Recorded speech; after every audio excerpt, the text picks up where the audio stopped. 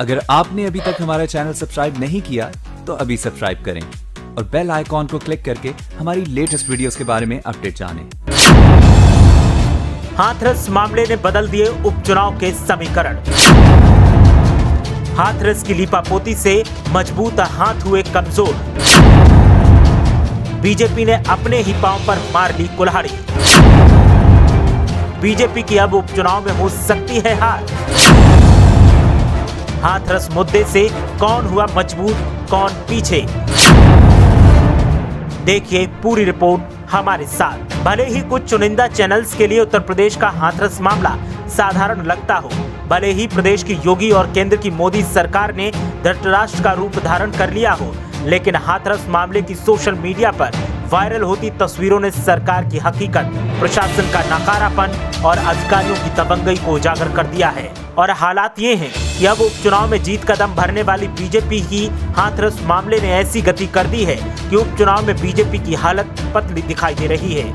सब अच्छा करने के चक्कर में प्रदेश की योगी सरकार ने कुछ ऐसे ब्लंडर कर डाले जिनको सुधारने पर छवि पर सवाल उठ रहे हैं और न सुधारने पर लापरवाही की तोहमत लग रही है। गजब की बात यह है कि सिर्फ एक मुद्दे ने उपचुनाव के सारे समीकरणों को पलट दिया है और जो सियासी दौड़ में सबसे पीछे थे वो अब आगे दिखाई दे रहे हैं और जो सबसे आगे होने का दम भरते थे वो डैमेज कंट्रोल के चक्कर में हाँफते दिखाई दे रहे हैं। ऐसे में बदले समीकरणों से किसे फायदा और किसे नुकसान हो रहा है, आइए एक नजर इस पर डाल लेते हैं।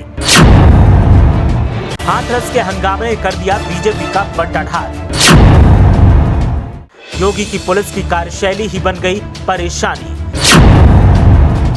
हाथरस मामले से बीजेपी की छवि पर पड़ा है बुरा असर। अब हाथरस से विपक्षी दलों को मिल रहा है माइलेज। सपा को सबसे ज्यादा मिल रही है इस मामले से मजबूती। रेस में सबसे पीछे रहने वाली कांग्रेस ने भी हासिल कर ली बढ़त। बीजेपी मौजूदा वक्त में हर दल से दिख रही है कमजोर। योगी आदित्यनाथ के आदेश पड़ गए उन्हीं पर भारी। बीजेपी के विधायक ने भी खोल दिया सरकार के ही खिलाफ मोर्चा। विधायक की बगावत से योगी की साख को लगा पट्टा। विपक्ष को मुद्दा भुनाने से रोकने की कोशिश में खुद भुन गई बीजेपी। हाथरस मामले को लेकर अब सियासी पंडित भी प्रदेश सरकार की कार्यशैली को उसी के लिए घातक बता रहे हैं। सियासी विश्लेषकों की माने तो योगी आदित्यनाथ ने ज्यादा समझदारी दिखाने के चक्कर में अपने किए कराए पर पानी फेर दिया। अब सरकार को यह मुद्दा न निगलते बन रहा है और न उगलते बन रहा है। ऊपर से हाथरस के एडमिनिस्ट्रेशन के वायरल होते वीडियोस ने रही सही कसर पूरी कर दी और अब मामले में डीजीपी, डीएम और एसएसपी के खिलाफ भी कार्रवाई की मांग हो रही है। यहां तक कि मामले पर हाई कोर्ट ने स्वतः संज्ञान लेकर सरकार और अधिकारियों को कड़ी चेतावनी दी है।